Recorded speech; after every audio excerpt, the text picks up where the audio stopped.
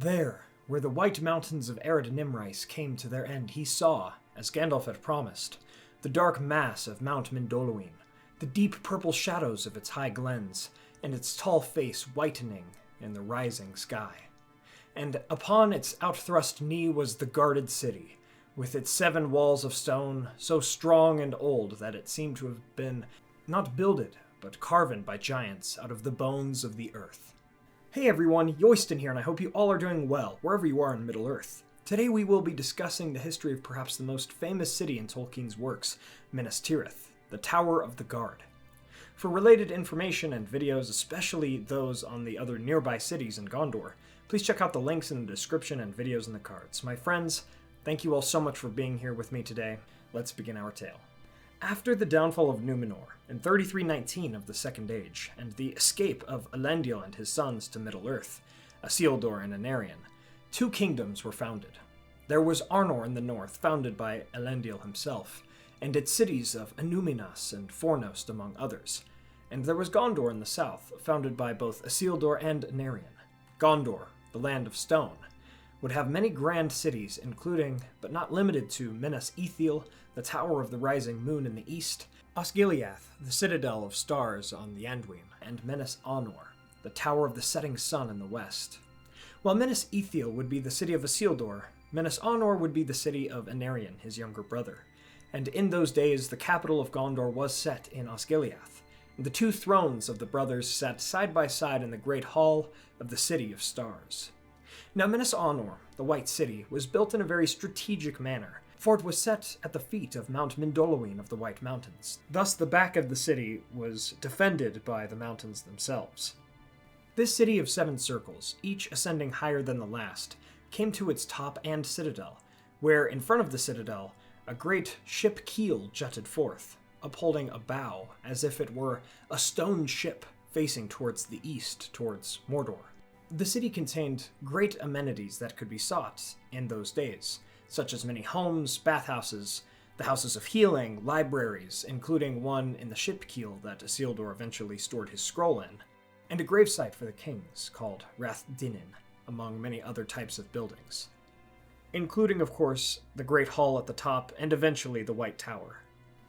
The city would also hold one of the 7 Palantiri, seeing stones called the Arnor Stone. Now, again, the city was built in a very strategic way, as to access the upper tiers, one would need to cross the tier they were on, find the stairs to the next level, and then go all the way around to the other side of the next level, and so forth, always passing through and under the giant stone keel. It would make conquering this city kind of a pain. I should also mention that the first wall of the city was black in color, for it was the same crystalline substance that made up the Tower of Orthanc. Outside the city would be the Pelennor Fields, made up of large green fields, farms, and crofts, where presumably much of the city's food was grown. Now, I should point out that the aesthetic of Minas Anor itself, the virtue within it, can also be seen in the grandest cities of the elves in the Elder Days, such as Gondolin or Tirion. And so, when Sauron attacked Minas Ithil and began the War of the Last Alliance in 3429, and the city of his brother was taken, King Anarion held fast, both in Osgiliath and Minas Anor, and he and his men would hold out against the armies of Mordor for years, while their allies in the north rallied and made ready to march southward.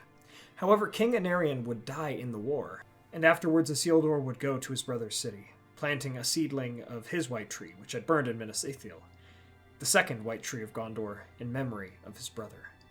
But Anarion's descendants, beginning with his son Meneldil, ruled the city as well as the realm of Gondor at large from Osgiliath, and his lineage would eventually join once more with Isildur's through the marriage of Arvedui and Finduilas, thus making Aragorn the direct descendant of both sons of Elendil and heir to the kingship of Gondor.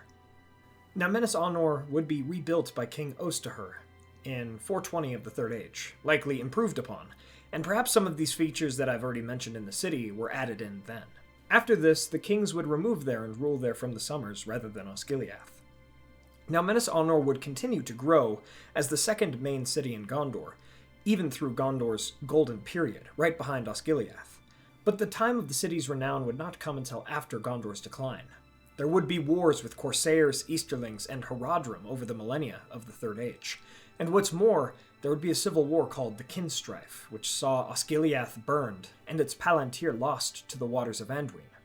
As Osgiliath continued to be depopulated, Minas Anor grew, or at least maintained as Gondor's true citadel of strength in the west, until finally, after the Great Plague devastated more of the population in Gondor, and Osgiliath specifically, King Torondor removed the king's house to Minas Anor permanently in 1640. During the time of the plague, the white tree planted in memory of Anarion in Minas Anor would also perish, with a new one being planted by the king in 1640. The city would remain a bulwark of the west against the shadow in the east, but ever the shadow continued to creep towards that bulwark. In 1900 of the Third Age, King Kalametzar built the first Tower of Minas Anor to keep the Arnor stone, which was now the stone used by the kings. But in 2002, the Nazgul captured Minas Ithil, Minas Anor's sister city, and it was thus named Minas Morgul, the Tower of Dark Sorcery. In opposition to this, Minas Anor was renamed Minas Tirith, the Tower of the Guard, to oppose the corrupt city in the east. Perhaps there was also a historic symbol in mind as well for this renaming, for there was a Minas Tirith in the First Age long before, which guarded the Pass of Sirion but was taken by Sauron.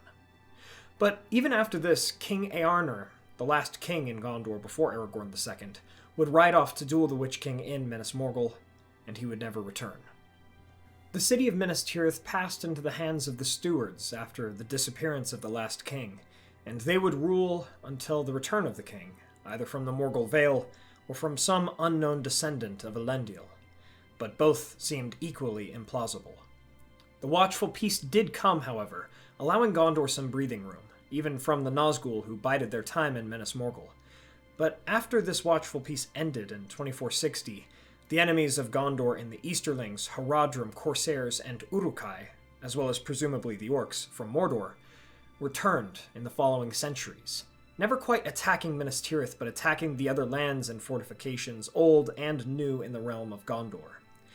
In the late 2600s, Steward Ecthelion I would rebuild the old White Tower in Minas Tirith, and it became known as the Tower of Ecthelion, sparkling with white and silver against the firmament of the sky. But later, as the darkness yet grew, the white tree, planted after the Great Plague, also died, and no new sapling could be found.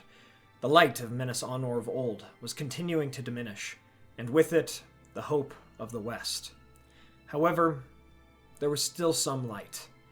In the mid to late 2900s, Minas Tirith would be strengthened against the east during the reign of Steward Ecthelion II, and a great wall called the Ramus Echor would be built in the outlying fields of the city, for an attack from the east would surely come to Minas Tirith at some point. Also, a man out of the north, named Thorongil, would come unlooked for, and he would provide aid for Gondor against the Corsair threat in the south. What's more, Steward Denethor II would come into power, and his sons, valiant defenders of the White City and everything it stood for, Boromir and Faramir, would be born, and these would be great leaders of the Gondorians, even as Sauron, who had returned to Mordor, made ready for a final lasting victory over Gondor. And so, in 3019 of the Third Age, after years of corrupting Denethor's mind with the Arnor Stone, Sauron and his lieutenants among the Nazgul out of Minas Morgul finally made their throw at Minas Tirith, using the service of all Minas Tirith's prior enemies at the same time, from orcs and Uruk-hai to Easterlings and Haradrim and Corsairs. Over the course of Gondor's history, Minas Tirith had been fighting the long defeat, and finally, the shadow had come. But just as the people of Minas Tirith had never forsaken the West, the people of the West would not forsake them in their darkest hour. In early and mid-March, as Sauron's forces took Osgiliath, destroyed the Ramus Echor, and came to the Pelennor Fields ready to destroy Minas Tirith, the heroes of the West would intervene. Even during the siege of Gondor, Gandalf the White and many lords of Gondor led the defense of the city, until the Rohirrim came on March 15th and began the Battle of the Pelennor Fields, and the forces of the enemy would be pushed back from the gates of the city, which had been broken by the incantations of the Witch King as well as the battering ram Grond, and Prince Imrahil of Dol Amroth took to the fields with his knights, while Gandalf and the hobbit Pippin saved Faramir from his father, who was to be the next steward. Finally, Thorongil would return to the city, revealing his true self as Aragorn, heir of Anarion and Isildur, and Minas Tirith would be saved in the end by these many great heroes and their allies. But what's more, the king returned to the city, for after the defeat of Sauron, Aragorn would return from the east, and Faramir would see him crowned king outside the walls of Minas Tirith on the threshold of the Pelennor Fields. King Elisar would also go on to find a sapling of the White Tree, descended from Nimloth of Numenor itself on Mount Mindolluin with the aid of Gandalf, and this tree would be planted in the court of the fountain in front of the Hall of the King and the Tower of Ithilien, while the former dead White Tree would be laid to rest in Rath Dinin, like a king of old. And so it was that Minas Tirith prospered under King Elisar and Queen Arwen Undolmiel and Prince Eldarion, as well as a number of daughters would be born to them. Aragorn's friends in dwarves and elves would also see a renovation of the city of Minas Tirith, for the dwarves of Erebor, kin of Gimli, brought their skill and rebuilt the gates of Minas Tirith with steel and mithril, and the streets of the city were repaved with white marble, bringing to the city strength and endurance. And the elves of Mirkwood, kin of Legolas, planted gardens and trees around the city, bringing to the city life and renewal. Even after the passing of King Elisar in the Fourth Age, Minas Tirith would be the leading city of men in the Age of Men, and the city was sure to see grand prosperity for many ages to come. And so, we come to the end of our tale about the history of Minas Anor, or Minas Tirith. From this tale, we see that strength and virtue immemorial can be imbued even into the works of our civilization, and no darkness can totally overcome that. Thank you all so much for watching. I hope you all enjoyed this history of Minas Tirith. If you did, please be sure to hit that like button and share this with a friend. What are your thoughts, questions, additions, and corrections on Minas Tirith? Let me know in the comments below. Minas Tirith is a fascinating city in Tolkien's works, and if I could choose to see only one place in all of Middle-earth, Minas Tirith would certainly be one major consideration for such a site. The city exudes the strength and virtue that exist in all of humankind, in all of us. Thanks to our Valar tier patrons, Adrian de la Tour, Chris Ortner, Kyle Wetzel, Peter Shepard, Jonathan Putnam, Mark Kralik, Blair Scouten, Merton, John Hume, Jennifer Wood, Sam McBee, Matt Sabach, Elizabeth Calvert, Maz Gibbs, Ben Gardner, Kondar, Reese Jenkins, Adam Petrulik, Kuzan, Brandon Glidden, and Molly Sullivan. Thank you so much, and thanks to all of our patrons. Please subscribe and hit that bell button to join the Men of the West and all of the Free Peoples today. And I'll see you all again next Sunday with the final episode of our Return of the King What's Different series, exploring the book-to-film differences. You all are the best, my friends. Thank you so much for joining me on this adventure. Until the next one.